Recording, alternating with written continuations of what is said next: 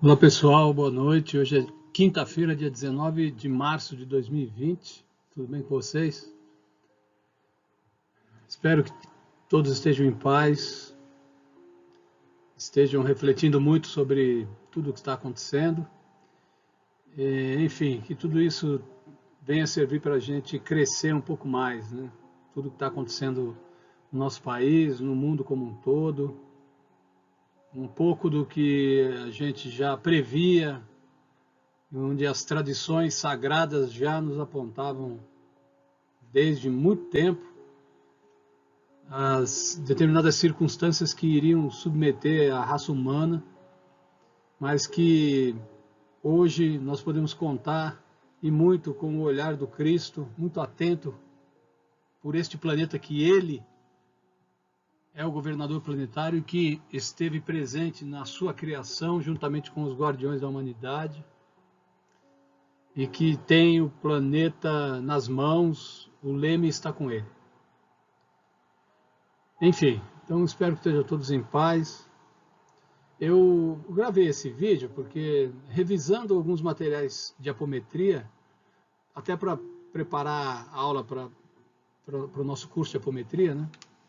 Eu encontrei alguns materiais interessantes, alguns rascunhos, alguns planos de aula. E esse slide que vocês estão vendo agora, esse quadro aí, que tá, é o quadro mesmo que tem lá no Salão Edgar Armon, lá do CAE Genebra, onde eu ministrei uma aula em 2018 para uma turma de apometria, né? E a tônica da aula, o assunto, tá contextualizado nesse quadro que eu escrevi, todo esse plano de aula aí, vamos dizer assim, né? E eu achei interessante dividir isso com vocês, porque de alguma maneira um ou outro assunto que está aqui no meio vai tocar nas aulas que a gente vai estudar e naquilo que vocês vão apresentar. Então isso serve também de material, de insumo, para que você possa refletir e ao mesmo tempo também buscar outras referências, juntamente com a do Dr. Lacerda nos seus livros, para as aulas que a gente vai desenvolver com a graça de Deus e o mais breve possível. E todo mundo junto, tá bom? Então eu vou falar aqui, eu vou seguir esse roteiro que está no quadro, não vai demorar muito, mais ou menos explicando o que foi que eu abordei nessa época, tá? Estava falando lá sobre a apometria, evidentemente, então essa foi uma aula de revisão, onde a gente citou que uma das bases da apometria, uma das ferramentas fundamentais é o desdobramento, levando em consideração que a gente precisa entender o desdobramento. Não é todo mundo que desdobra com a mesma facilidade, com a mesma condição. Precisa entender o que desdobra, qual dos nossos corpos desdobra, quando desdobra, por que desdobra, tá certo? Qual a intensidade desse desdobramento em cada médium, qual o grau de lucidez que cada um deles guarda após o desdobramento, seja o desdobramento sonambúlico, que é aquele provocado através de magnetismo, ou mesmo que a própria característica mediúnica do médium, né, do médium sonambúlico, ou seja no momento do sono, quando a gente desdobra também. E aí essa interpretação fica um pouco mais sui generis, né, um pouco mais difícil, porque tem muito componente, muito elemento do nosso inconsciente nos sonhos.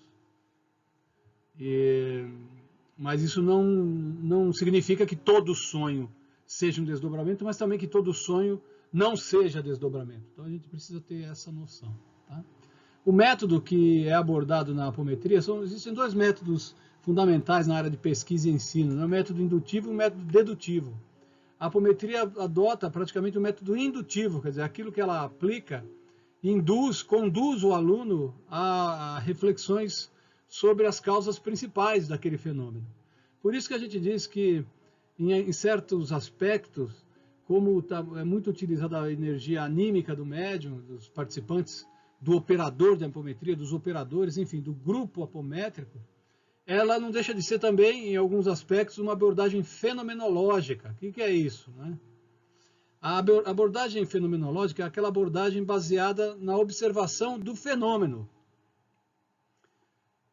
todo caso que é trazido para a apometria, ou para qualquer trabalho espiritual, para qualquer grupo mediúnico, lamentavelmente nem todos os grupos compreendem isso ou estudam isso. Observa-se quando você trata aquele caso, aquele nome, aquele assistido que está sendo tratado, aquela entidade espiritual sofredora ou obsessora que está acompanhando o assistido e que está sendo tratado ali, existe um campo energético que se forma naquele núcleo, naquele grupo que está tratando apometricamente aquele caso. Esse campo, né, propicia então um fenômeno, quer dizer, um fato que se observa, e aí você observa a relação do espírito com o encarnado, você observa as causas desse envolvimento, você observa as causas da patologia que o assistido, o paciente, eventualmente possa estar apresentando, inclusive patologias mentais. Quer dizer, todo esse composto constitui um fenômeno. Então, a observação desse campo, a percepção desse fenômeno, é que conduz a gente a algumas conclusões dentro de apometria. E, basicamente, era um método adotado por Kardec também. Ele fazia perguntas, a mesma pergunta para médiuns diferentes, em circunstâncias e cidades distantes umas das outras, circunstâncias diferentes. Tá? E depois consolidava essas respostas para avaliar, então, qual seria o grau de fidelidade de todas elas. Né? Deixa eu só ajustar aqui a musiquinha que eu pus aqui ao lado, a música suave.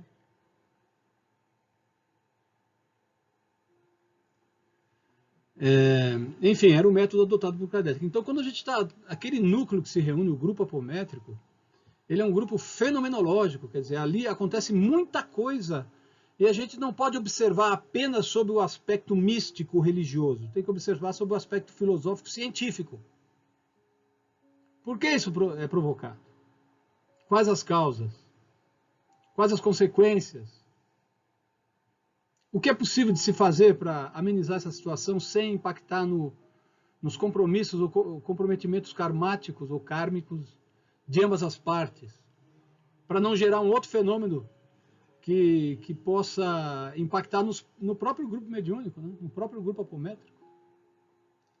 Então é como a página 51 do livro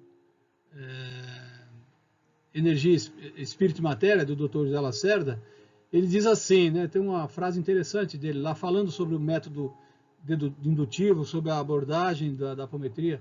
O fato sugere a ideia, quer dizer, você quando observa o fato, isso te leva a uma reflexão, sugere uma ideia. Não sugere a verdade, sugere uma ideia. A ideia dirige a experiência, então aquela ideia que a gente faz constitui base para a gente conduzir o trabalho, para dirigir o trabalho, dirigir a experiência, dirigir o trabalho mediúnico apométrico. E a experiência controla a hipótese. Então, depois disso, só então, depois disso, é que a gente pode construir uma hipótese sobre alguma coisa. Né? Sobre um diagnóstico, vamos dizer assim. É como um diagnóstico médico. Você precisa ter várias análises sobre vários aspectos, vários exames, para se concluir alguma coisa efetiva. E nesse sentido da hipótese, eu tenho um quadro aqui que está na minha frente, aqui no meu quarto de estudos aqui na minha casa, onde certa vez, em reflexão, eu estava estudando aqui nesse mesmo local, onde tudo acontece, estava estudando sobre apometria e recebi uma inspiração com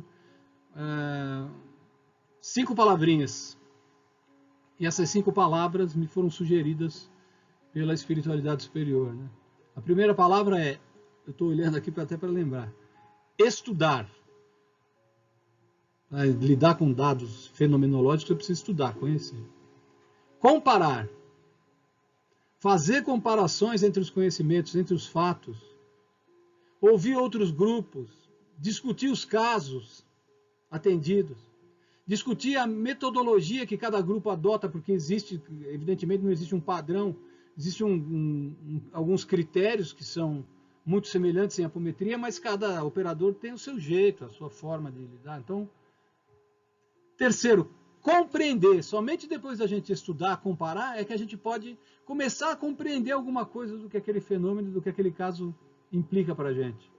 4, experimentar. Olha, não podemos ficar só na teoria. Nós temos que ter coragem suficiente, preparo suficiente e amparo espiritual suficiente para experimentar. Sem a experimentação, o fenômeno é vazio, né? Não passa de uma opinião. E por último, acreditar. Olha, veja só, o plano espiritual colocou a crença, o acreditar, no último grau. Por quê? Porque somente depois de passado por 4 fases científicas, estudar, comparar, compreender, experimentar, é que a gente pode acreditar efetivamente. Ou seja, como diz a frase aqui do Dr. Lacerda, controlar a hipótese, ter uma hipótese, um diagnóstico. Tá? E nesse sentido, o que nós trabalhamos ali no grupo apométrico, como em qualquer grupo, mas especialmente na apometria, a apometria permite que a gente amplie a nossa percepção sobre esse sentido. O que nós trabalhamos ali é a alma do assistido, é a alma da pessoa, é a alma da circunstância, a essência do que está acontecendo. Então tem uma frase que está ali nesse quadro, né, que eu estou mostrando para vocês agora, uma frase de Alice Bailey. Alice Bailey foi uma grande ocultista, discípula direta, aí, bebeu nos ensinamentos de Helena Petrovna Blavatsky, a criadora da teosofia. A teosofia é uma grande escola espiritualista responsável pela disseminação do espiritualismo, das ideias espiritualistas no mundo. Então a gente deve todo o nosso respeito à teosofia. Para quem gosta de assuntos teosóficos aí, Francisco, recado é para você aí, né? Então, a frase da Alice Bailey, olha que legal. Podemos deduzir que a alma é possivelmente uma realidade na natureza, pois o testemunho milenar deve ter alguma base real. Quer dizer, milenarmente o homem discute a alma, percebe que tem algo diferente dentro dele. Então, essa percepção, a gente pode, é o testemunho milenar que tem alguma base real. Quer dizer, do nada, isso não veio. Está no inconsciente coletivo da humanidade, mas não é de graça, né? Isso está lá porque nós temos a imagem de Deus dentro de nós, como diz o psicólogo Carl Jung, né? A imago Dei, a imagem de Deus em nossa alma. Então, o que a gente deduz é que a alma realmente a alma pode ser uma realidade realmente. Para aqueles que não acreditam, né? Nós que temos essa facilidade de compreender, e às vezes com essa mesma facilidade ainda é tão difícil de entender tanta coisa sobre a alma, sobre o espírito, nós entendemos então essa frase da Alice Bailey que tem todo sentido, né? A gente pode deduzir que a alma é possivelmente uma realidade na natureza, pois o testemunho milenar deve ter alguma base real, não é por acaso. Muito bem, avançando aí. Nessa mesma revisão que nós fizemos, nós falamos sobre os 7 corpos. Vocês estão lembrados que na primeira aula eu falei que o Kardec estabeleceu apenas 3 corpos para o homem, né? O homem é composto de espírito, perispírito, corpo físico. Muito bem.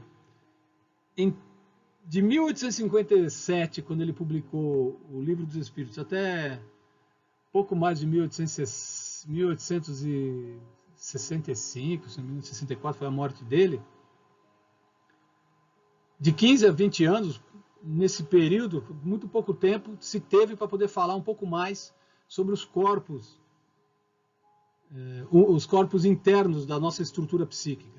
Se Kardec vivesse mais 10 anos, certamente ele falaria sobre esses corpos. Às vezes ele resumiu tudo no perispírito. Então,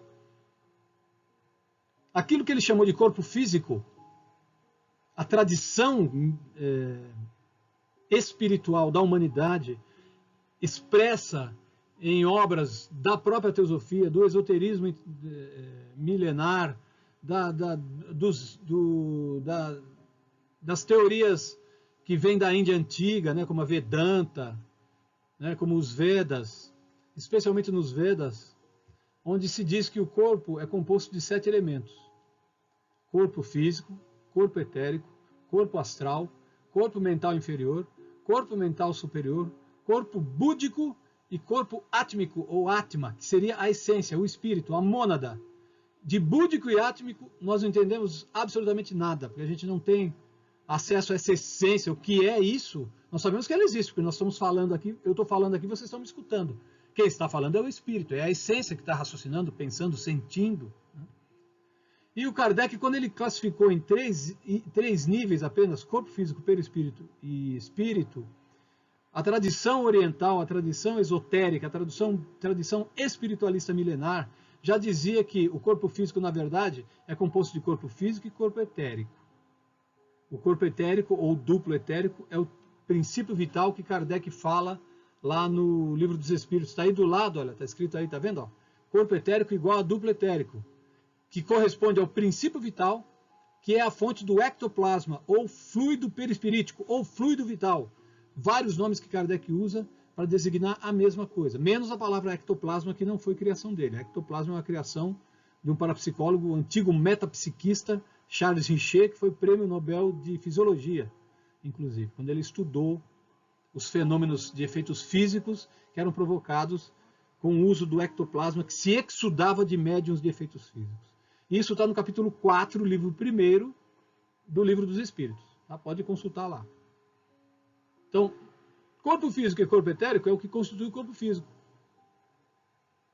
Quando eu desencarnar, o meu corpo físico vai se deteriorar, vai retornar para a matéria. E o corpo etérico ou duplo etérico também. É o elemento que vitaliza o corpo físico. O perispírito, aquilo que a gente chama de perispírito, era composto de corpo astral, também conhecido como corpo das emoções, corpo emocional, corpo dos desejos. Esses são termos comuns em livros espiritualistas. O mental inferior, responsável pelas nossas construções concretas do dia a dia. Tudo isso a gente vai avançar um pouco mais, mas aqui são só pílulas para a gente entender. O mental superior, que está relacionado aos planejamentos de nível superior, até o planejamento encarnatório, missões maiores na espiritualidade ou fora dela, que estariam registradas para cada um de nós. Né? O búdico, que seria uma tela que compõe, que engloba todos esses demais corpos com uma capacidade de, como é que eu vou dizer, de espiritualidade muito grande, vamos dizer assim, para facilitar. A gente precisa aprofundar um pouco mais, mas o búdico diz respeito a isso. Está lá no livro do Dr. Lacerda, tem uma tabela, inclusive, olhar com atenção lá, e aluninhos, tem uma tabelinha do Dr. Lacerda lá falando sobre isso. Tá? E, finalmente, o espírito, que os antigos chamam de Atma, ou corpo átmico, que é a essência, a mônada, que somos nós na nossa origem, aquilo, a centelha divina da qual nós somos formados, lá quando Deus os criou, com todos os potenciais para serem desenvolvidos. É o Atma, é a essência, é aquilo que nós somos de fato. Tá? Cada um desses corpos vibra num determinado diapasão, num determinado padrão. E tem sintonia com o seu padrão, com o seu habitat. Por exemplo, o corpo físico e o corpo etérico são matéria. Matéria física. Logo, veja só no quadrinho aqui em cima, tá? Nesse quadrinho, eu estou esquecendo até que tem uma caneta aqui, ó, nesse quadrinho aqui, ó. Nesse quadrinho aqui. Tá? Depois eu apago aqui para vocês. Neste quadrinho, está dizendo ali, olha, os planos vibratórios. O corpo físico e o duplo etérico, eles vibram no plano físico.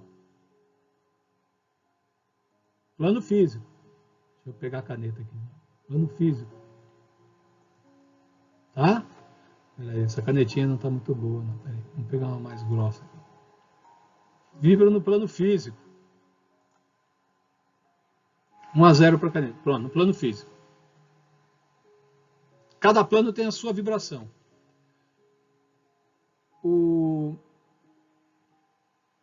Deixa eu ver como é que está escrito aqui.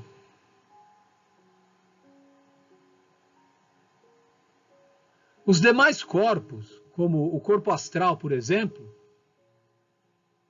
vibra num campo, num plano, que alguns chamam de plano intermediário, mas que nós preferimos chamar de plano astral. Astral, gente, não quer dizer espiritual no sentido que a gente imagina, tá?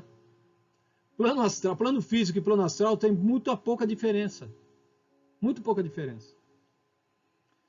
Quando nós desencarnamos, o cara desencarnar, eu não vou para o mundo espiritual. Espiritual a gente usa como um termo genérico, né, para dizer, para consolidar tudo, mas na verdade eu vou para o plano astral.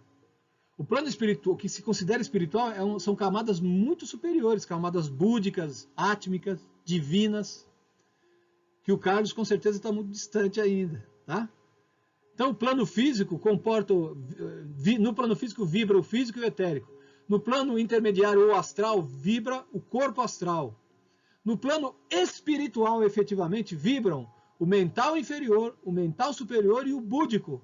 E no plano divino vibra o Atma, a nossa essência. Então, olha, quatro planos distintos, com vibrações distintas, nas quais todos esses corpos estão agregados. Nós chamamos isso de agregado humano. Está aqui o termo que a gente usou aqui, ó, agregado humano. Esse agregado humano está junto, porém separado ao mesmo tempo. É muito louco de entender isso, né? O corpo físico, o corpo etérico ou duplo etérico, o astral, o mental inferior, o mental superior, o búdico, o átmico, estão presentes aqui, do Carlos, estão presentes aqui e ao mesmo tempo distantes daqui, porque vibrando em padrões, em sintonias, em planos diferentes.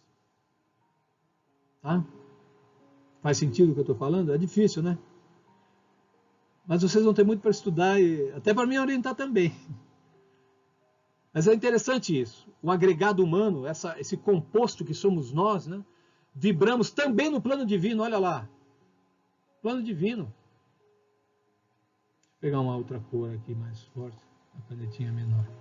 Vibramos no plano divino aqui, ó. Vibramos num plano que a gente chama de espiritual, num plano intermediário ou astral e no plano físico. Deixa eu apagar aqui para não atrapalhar vocês.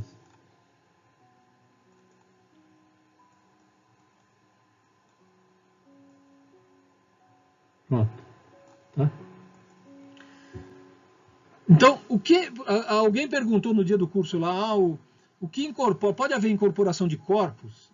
Não, o que incorpora é a consciência, porque, veja só, nesse desenho aqui, que eu estou mostrando aqui, ó, corpo físico, os corpos decompostos, vamos dizer assim.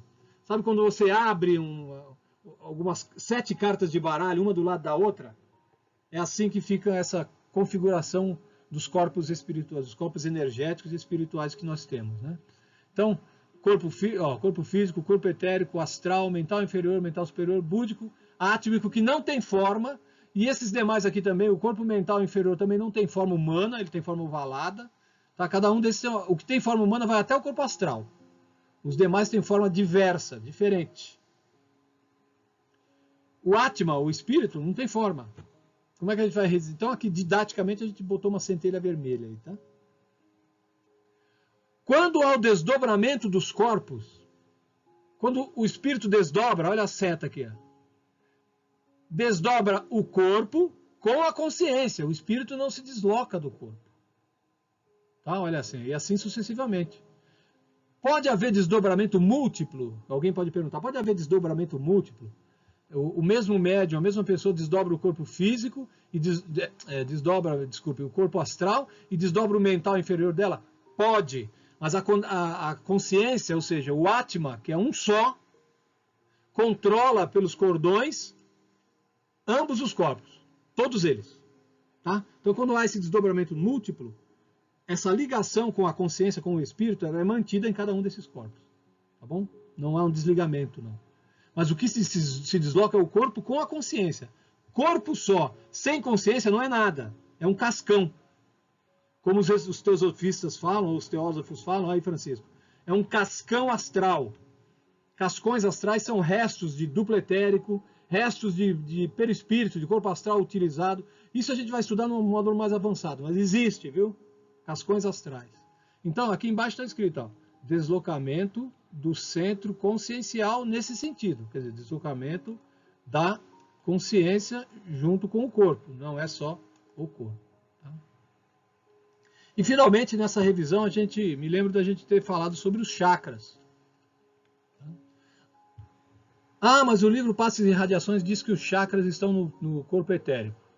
Sim, mas não só. Vamos lá. Corpo físico, duplo etérico, corpo astral ou perispírito, vai? Para ficar mais fácil.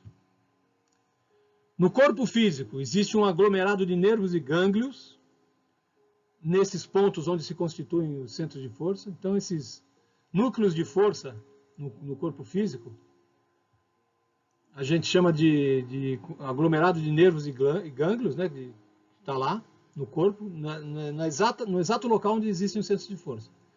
No corpo etérico ou duplo etérico estão os centros de força também, os chakras. Tá? No corpo etérico. Os chakras etéricos, que por trás, no corpo astral, existem os chakras astrais, que estão mantidos no corpo astral, ligados um ao outro. Tá? Não é só no duplo etérico, não é só no astral. Em ambos. E no corpo físico existe o aglomerado de nervos e gânglios, né? Está lá. Pega o livro de Passos e Radiações do Armon, estou me citando aí, onde ele fala dessa situação, ele mostra, né, o desenho, embora ele fale que se localiza só no duplo etérico, no corpo etérico, mas não. Está no astral também, viu, gente? Ok? Tanto que quando a gente observa um espírito desencarnado, o espírito desencarnado não tem corpo físico, não tem corpo etérico. Mas muitos observam os chakras no corpo astral do desencarnado. Por quê? Porque esses chakras estão lá. Tá? A gente citou ali não ser reativo genésico, realmente a gente não reativa, mas não precisa também ficarmos sem falar, criar um relicário em torno do genésico, né? Não se fala no chakra genésico, é um perigo. Uma vez um certo dirigente, ele chegou numa aula, fez tanto alarde que é tão proibido falar do genésico, que aí que a turma queria saber quem é, que tinha ali, né? Então nós vamos conversar sobre isso, sem temor, sem pavor, sem medo, com respeito. Falar do genésico, sim. Não vamos reativar, mas fala, porque na prática todos os chakras no dia a dia já são reativados com as nossas emoções. Tá? Essa reativação de chakras que nós fazemos no centro espírita, não é todo mundo que faz isso. Isso foi uma prática incorporada pelo Edgar Armon. Tá? Então, eu acho que Carlos, isso é uma opinião particular minha, em termos de reativação ali, nós somos muito pobres, viu? Em termos de reativação de chakra. Vocês não sabem o que significa reativar um chakra. Então, é um negócio muito sério, belo também, poderoso, mas são forças, as forças que ativam esses centros de força são forças naturais, né? E a natureza é indomável, né? Então, cuidado que se deve ter. Aí tem mais algumas recomendações, né? Quando você fala de algumas abordagens em alguns livros, sempre vai haver uma abordagem um pouco diferente de um autor para outro, mas isso não prejudica o todo. Estudar outros autores para ampliar o entendimento e simplificar para sobreviver. Isso é uma frase do Robson Pinheiro, nós precisamos simplificar para sobreviver. Então, olhar tudo com muito olhar de carinho, de interesse, de estudo, mas assim, sem também querer se tornar o bambambam da história, porque nesse sentido nós estamos muito longe, viu? E eu me incluo nesse time com vocês. Bom, o que eu queria passar para vocês era isso. Eu acho que esse material é bom, dá para vocês refletirem. Tem aí 30 minutos de reflexão com esse vídeo, né? Espero que vocês gostem, tá bom? Forte abraço, muita paz, namastê. Vamos vibrar e orar por esses dias. Como diz o Apocalipse, no fim dos tempos, o dragão vermelho arrastará consigo todas as estrelas do céu. Fica para refletir. Tchau.